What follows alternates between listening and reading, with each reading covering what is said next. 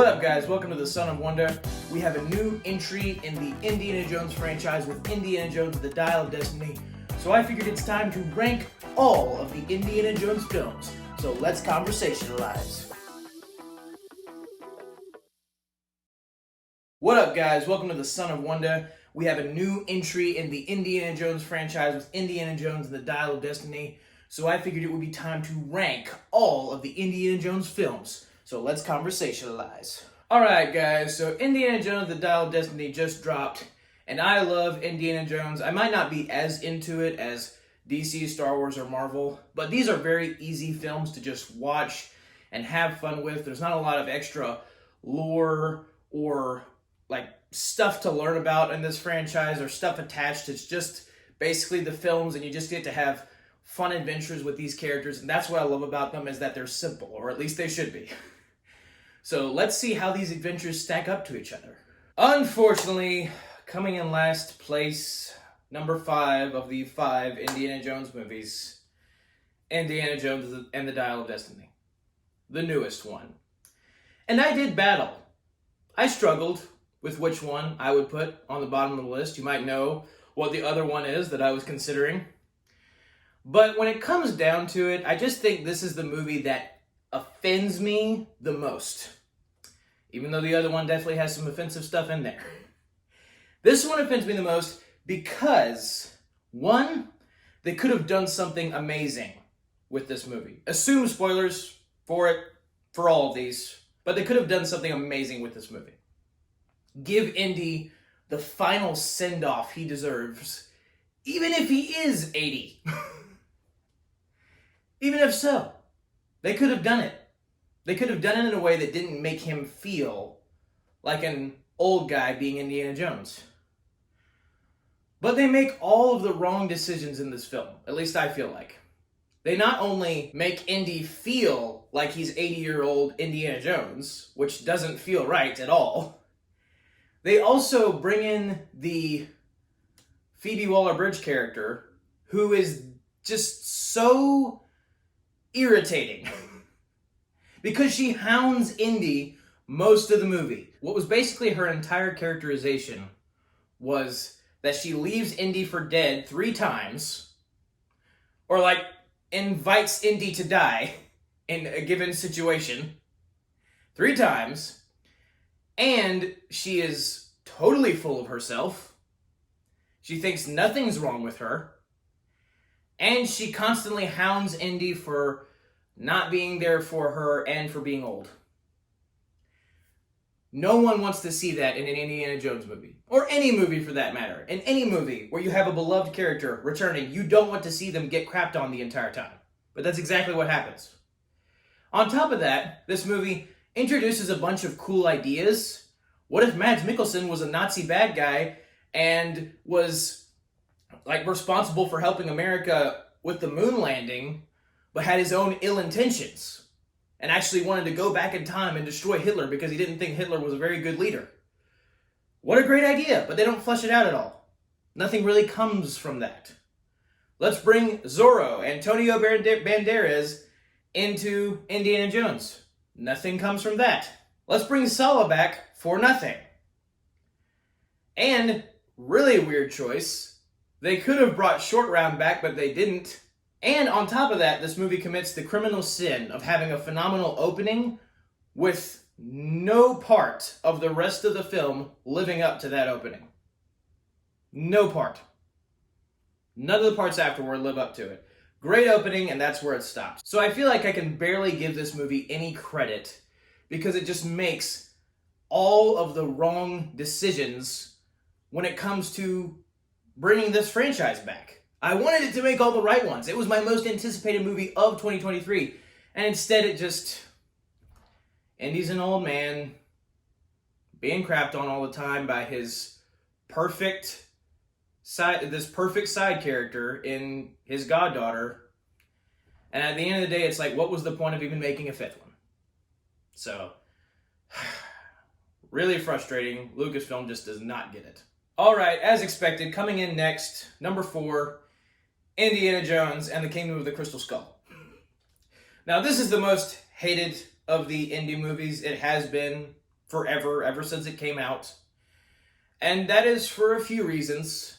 But the reason that I most agree with is the aliens. It just was never going to be a good idea to introduce aliens into this franchise. Because when it comes to the Indiana Jones franchise, you have your fantastical elements.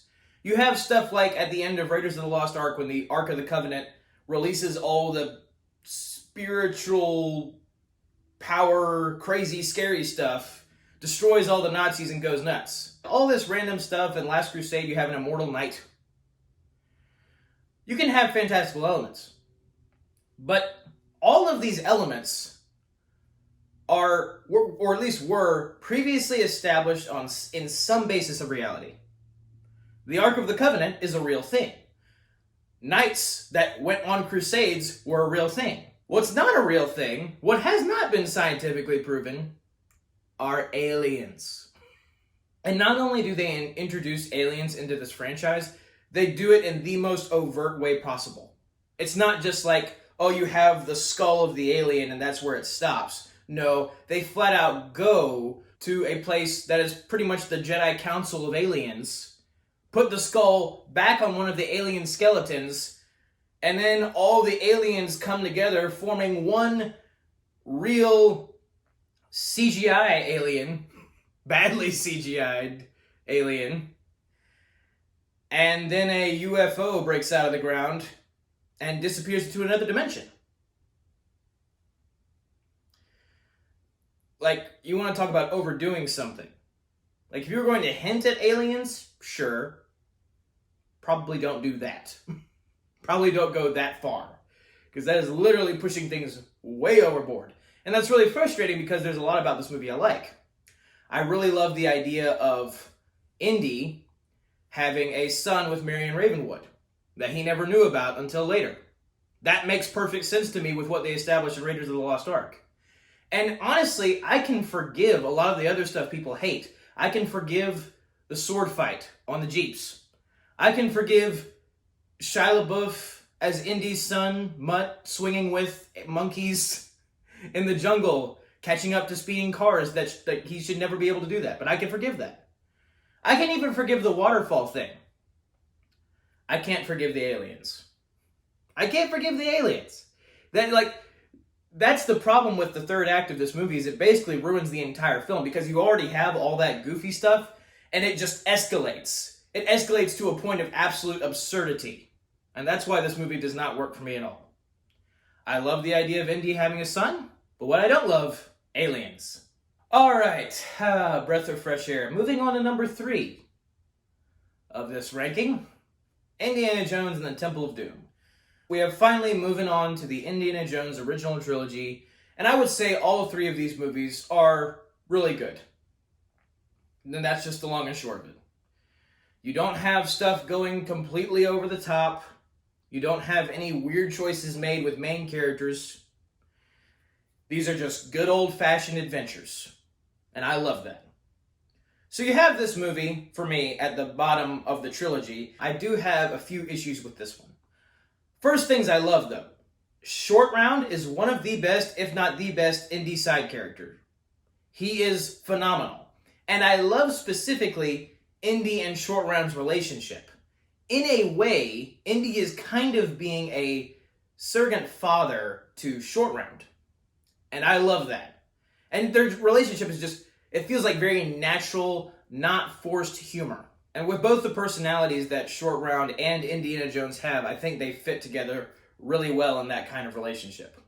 Also, I like that in this movie, Indiana Jones sort of has some semblance of an arc, that he starts out just caring about the fortune and glory and then moves on to realizing that, oh my gosh, all these children are being enslaved and abused, and that is not cool at all. So he kind of starts to almost completely forget about the treasure that he's after, and he just wants to save the kids. I love that, and it's a plotline that I feel is actually a better emotional hook than Raiders of the Lost Ark. Because obviously you want to see these Satan worshiper bad guys get their comeuppance because of how evil and terrible they are. I do think they go a little overboard on the dark level, but I still love the fact that Indy kicks all of their butts. And the final climax of this movie, I love that Indy is very involved in the climax. He's sword fighting, he's doing these crazy things like cutting a bridge in half and they're all falling. He's riding on a mine cart being chased by other bad guys in a mine.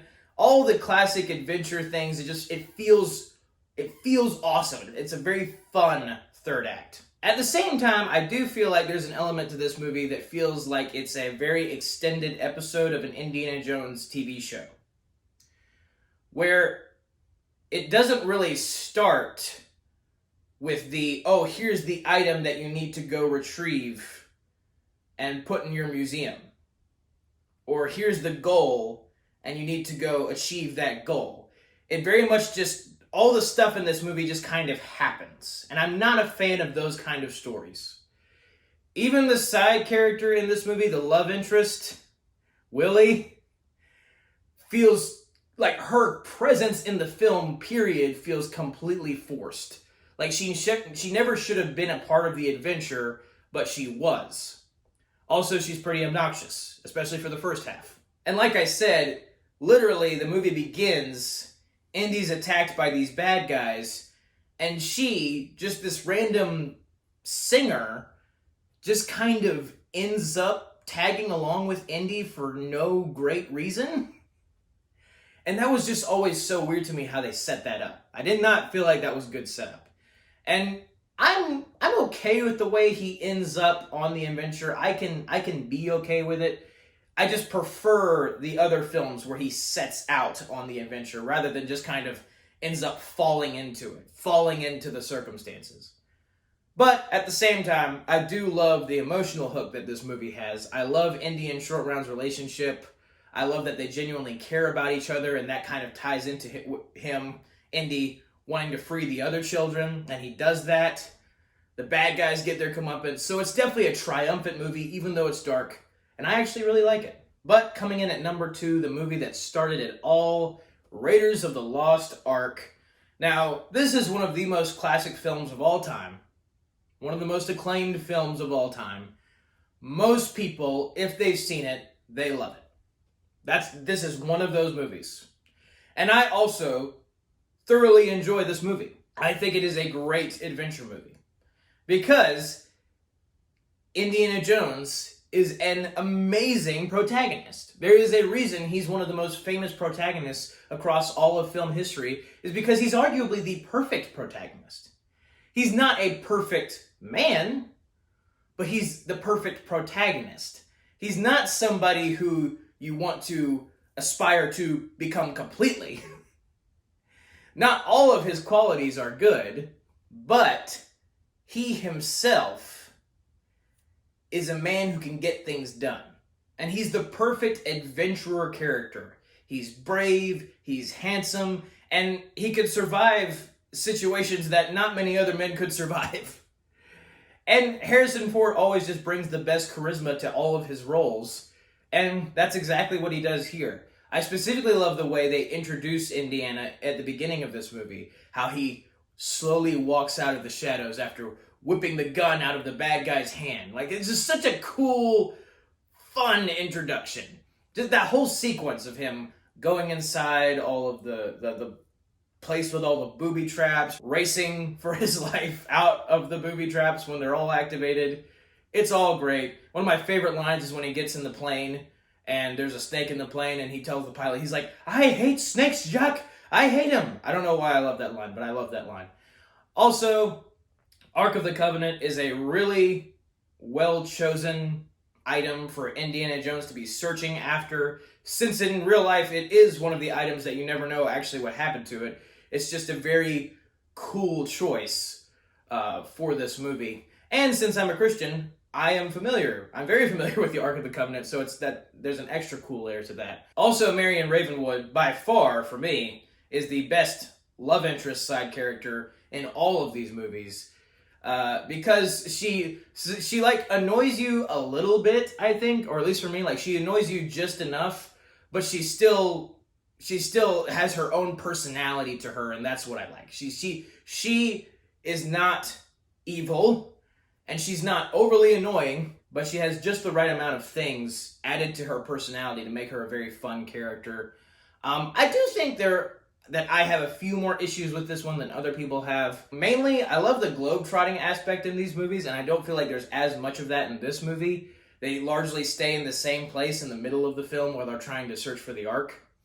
And also, I really wish Indiana Jones was more involved in the finale like he is in Temple of Doom. He really has nothing to do in the climax other than just be captured while the Ark of the Covenant is taking care of all the bad guys. And I'm not a fan. I am glad that they at least let him do something in the sense of keeping Marion and him alive. Like, he was the only person smart enough to realize, oh, you have to close your eyes so you don't see any of this mess so you don't die. I do like that. But I'm not a fan of the fact that he's just kind of just sitting there. Also, the reason he's sitting there is because he decided to reveal his position to the bad guys, which wasn't, at least to me, a very wise decision. And so, like, it's a bad decision that leads to him not being a part of the finale. I don't know if that's great setup. Like, I feel like Indy would be smarter than that. But still, this is a great adventure movie. Ark of the Covenant, Indiana Jones as a character, Sala, I love Sala, and just the fun of being along for the ride in this movie is what they really nail. So I love this one. It's great. But I do not love it as much as number one, Indiana Jones and the Last Crusade. This movie, for me, is what Raiders of the Lost Ark is for a lot of other people. This movie, for me, is one of, if not the greatest adventure movie ever made. I absolutely love this movie. And I think the main reason for that is Indiana Jones and Henry Jones, the first, their relationship. Indy and his dad's relationship. His dad played beautifully by Sean Connery. That is by far the best aspect of this movie. I don't think they could have gotten two other actors who could have played so well off each other, more so than these two did. Harrison Ford and Sean Connery. That is just, it's such a great aspect. And not only is it a great aspect of the film, to me it's the heart of the movie. It's the best emotional hook of these movies. Because his dad, like, we're not used to, at this point in the franchise, we're not used to seeing Indy be taught by anybody. Have anybody who is smarter or wiser than him. We're not really used to that. Indy is usually the leader. He's usually the one who has to figure out how to get out of all of these crazy situations. Beat the bad guy and survive. And he still does that in this movie, undoubtedly. But this movie makes the decision of putting somebody who has a better and more and a wiser perspective on life than Indy has. And it was there was no better choice than to make that person his dad. And it's awesome just to see James Bond and Indiana Jones team up in something. But they really let his dad be the wise father figure for Indy, even if their relationship is a little rocky, which they also take advantage of that storyline, and they make you feel for these two characters as if you didn't already, because like their relationship hasn't been the greatest, but they learn to connect more by the end of the movie. And I absolutely love that. Sala is great as always as the side character. There's lots of great globetrotting in this movie. The Holy Grail is handled with respect in this movie as the item that they're searching after. And even Indy's dad has this great sense of respect for Jesus Christ. And that's awesome. And by the end of the movie, once they find the Grail, wisely, George Lucas and Steven Spielberg make it to where the Grail is not what everybody thinks it looks like. It doesn't look like that. It doesn't look like this gold, ornate cup of a king. It looks like the cup of a carpenter, because Jesus came in humility. He didn't come as a golden king. He came as a simple carpenter. And I love that they remember that in this movie. And it teaches a very important lesson. One of my favorite moments, probably in all of movie history, is in this movie when Indy is reaching for the cup as he's about to fall in the chasm, and his dad is grabbed a hold of him, and he's like, "I can reach it, Dad." And his dad, and I learned this from an interview with Steven Spielberg. The first time that his dad calls Indiana in the movie and not Junior is when Indy's reaching for the cup.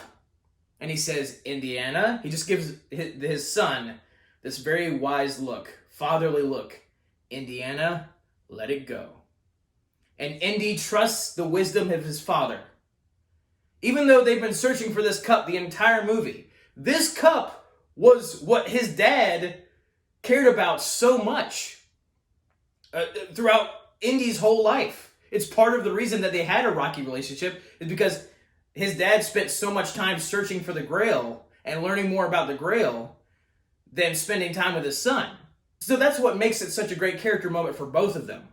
Is not only does Indy have the humility and wisdom to trust his father cares more about his son in this moment than he does about the cup that he's wanted Indy's entire life. That is just such great storytelling and writing. Structured perfectly. And teaches a great lesson. Sometimes the thing that you've been striving for may not be the thing that you really need. Because the greatest thing that Indy gets out of this whole adventure isn't the Grail, because he doesn't get the Grail. He gets that relationship with his dad back. That, for me, is very personal and very heartwarming. I just love it so much. And they ride up into the sunset with Marcus, great side character, Sala, phenomenal side character, and then Indy and his dad, the heart of the movie. It's so good. I love it so much. It's probably one of my favorite movies of all time, I'm not going to lie. I would have to make a ranking of my favorite movies of all time later down the line. But I love this movie so much. So that is my ranking of all 5 Indiana Jones films. Boy, did I want Dial of Destiny to be good. Dial of the Destiny. That's not called that. Dial of Destiny. I wanted that to be good so bad. It wasn't. But I'll always have the first 3 films. The original Indiana Jones trilogy. Keep in mind, the only Indiana Jones film that actually exists. There is no 4th and 5th one. Those never happened. It's just the 3. It just ends with Indy riding off into the sunset. It's sad that after like 30-something years, the best ending we have for Indiana Jones is still him riding off into the sunset. But I'm totally fine with that. That's probably where it should have stopped anyway. So, thank you guys for watching. Have a very blessed day. May the Lord be with you. May the Force be with you. Goodbye. And remember, guys, always trust your Heavenly Father's wisdom. And that's a wrap. What up, guys? Welcome to the Son of Wonder, Indiana Jones and the Dial of Destiny crap.